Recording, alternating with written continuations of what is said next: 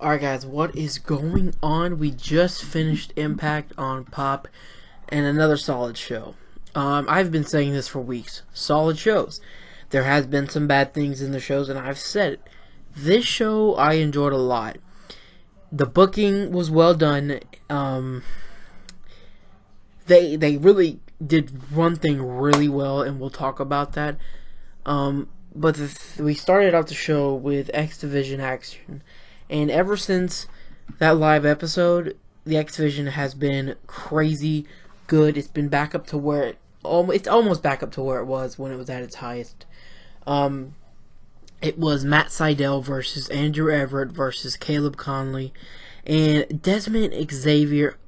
Dude, they were, it was a solid match, about 10 minutes. They were slowly getting the crowd into it. Once the crowd was fully into it, they started hitting the crazy spots. And I gotta say, Desmond Xavier will be the X Division champion in due time. What a show this dude puts on. Caleb Conley looked good.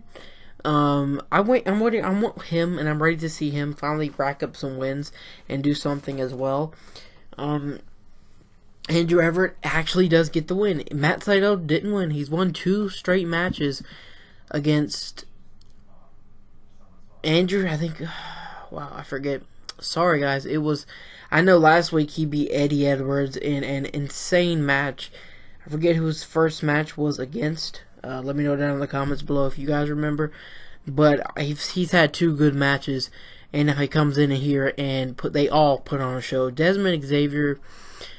Okay, Matt Sydal, which was the craziest part of the whole damn match, comes up, hits Desmond Xavier, tries to hit a run-up, Hurricane Rana, just boom, flips 2 feet, flips him off. Normally they fall to their back. No, Desmond Xavier hits a full flip, lands on his feet, turns around, boom, fucking driver to Desmond Xavier from Andrew Everett, plants him on his head, and there is your winner. Later in the show, Dutch Mantel announces that next week, Trevor Lee versus Andrew Everett versus Low Key. So basically, Lee gets his rematch. Andrew Everett wins this match, and he gets put into the match. We'll get to see Lee and Everett face off. I don't think this will fully end the rivalry, but it adds in Low Key, who is the champion. And I honestly, I think it's going to be good. Lee and Everett, I still want them to have their singles match. I don't think they're done. I hope not. This match should be good. I think it won't disappoint, especially Low-Key since he's came back. The X Division has been insanely good. So, yeah, I don't see no downside to this. I mean, if the match next week is not good, yeah, there's your downside. But for right now, it's pretty damn good. So, our next thing was EC3. Wait, Ethan Cowboy the Third. I think that's what he said.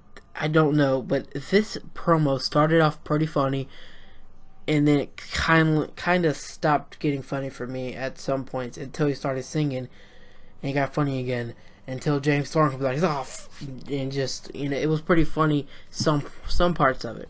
I think it kind of dragged on a bit, but when James Storm came out and they started brawling, the EC3 hits him with the cuffs, gets the cuffs, cuffs him to the ring, grabs his belt, and whips the shit out of James Storm. Like, you could see the welt on James Storm's back. So then when the security's trying to push him away, and they push him, and he trips over a camera guy, he gets up, and EC3 beats the shit out of him with the fucking belt too. Wow. That was booked really good. Because for a while, just saying, I wasn't fully behind this EC3 heel. I wanted it to happen. He really kind of hasn't gone full heel until this very moment. Yeah, he hit James Storm with the beer bottle. Yeah, he beat the shit out of the jobber. This, full heel. Like, he just destroyed him. The camera guy and James Storm, and I'm fucking crazy about it because God, EC3 is the next world champion. Yeah, the main event shows the next world champion, but EC3 better get that title at Bound for Glory. Hopefully. That's where this leads. And I think this is going to lead at Slammiversary, James Storm versus EC3 in a strap match. They used the belt, which normally would end up being a strap match. Maybe they just make it a belt match, but obviously it'd probably be a strap match. So, sounds good to me. And we go back to ringside, and again, JB is messing with Jeremy Borash. JB's messing with Jeremy Borash. Great job. That's the same person. JB is messing with Josh Matthews. As I cannot get this review going on a good start ever. Which was still funny. Now, at the beginning of this, I said that I did not want to see this happen again. And they made it funny. So, as long as it's still funny and it doesn't get annoying again, I'm okay with it. Because during the matches, at least, it wasn't too much of a distraction. And when it got to a distraction, the Pope kind of told you what was going to happen next. Like when he introduced the next match, which was a tag team match between Laredo Kid and Garza Jr. Finally, these guys are back on TV. They get the crowd into it. They are showmen, and they are pretty good. They face Idris Abraham. Can't say his name. I don't know if it's Idris or Idris. I don't know how to pronounce the first name. Versus Zane something. These guys could have a promising career in the tag team division. Along with Laredo Kid and Garza Jr., who put on a show. So, every time Garza Jr. rips off the pants, the crowd goes nuts, which I think is pretty cool. Because I didn't think they were going to get over. I'm not going to be honest, but they got over in it, which is pretty cool to see. So, the ending, Abraham uses, like the Harding Boys move where Matt gets down on all fours and Jeff jumps off his back. That's what they were doing. And Garza Jr. caught Idris and power bombs him onto the back of Zane. And it's just like, whoa, break his back. And then Garza Jr. sends I think it was Idris out of the ring. And Laredo Kid has Zane laying down. So, they hit the flip to the outside. 450 from Laredo Kid on the Zane. And they get the victory. And what we kind of got before this was they were talking about the tournament for the GFW tag titles.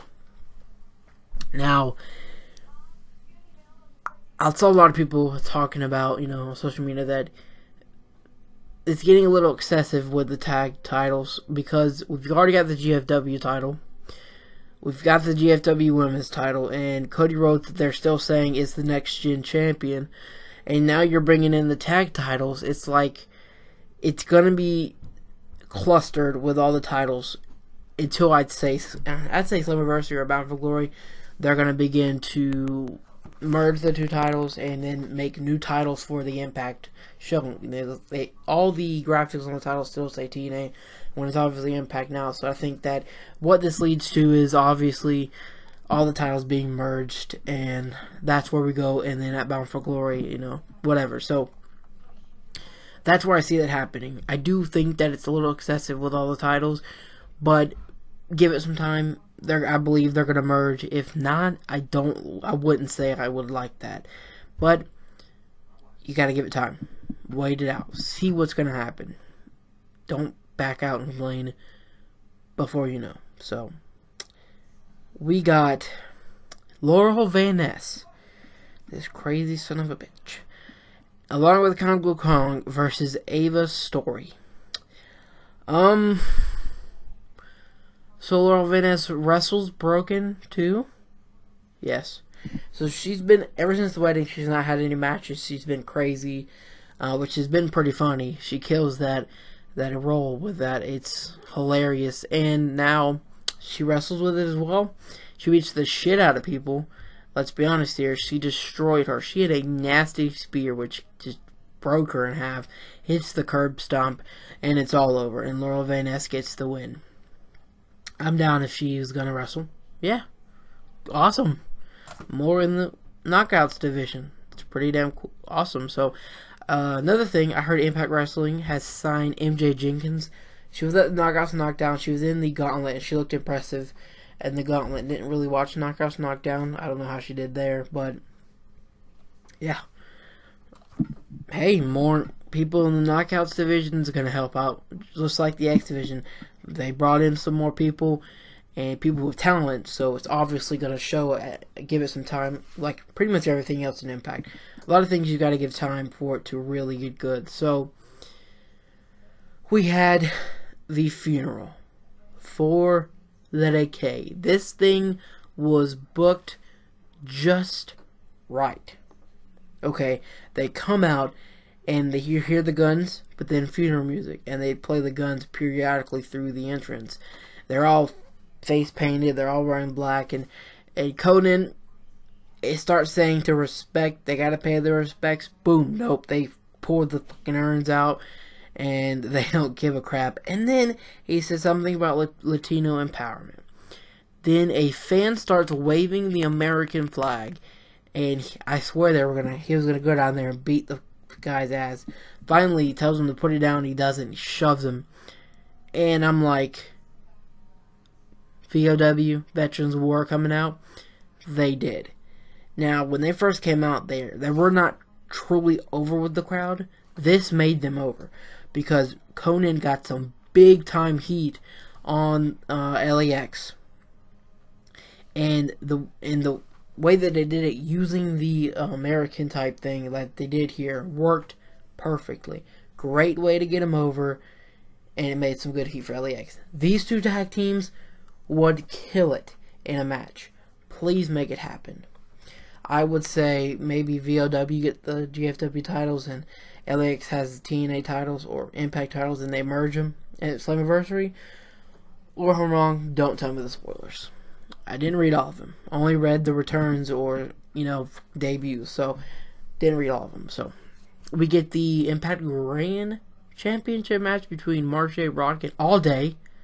All day. Marche Rocket all day. I mean, the dude says it a lot, but Marche Rocket is actually one of my favorites. So, yeah, I'm probably the only one who says that, but Marche Rocket does entertain me.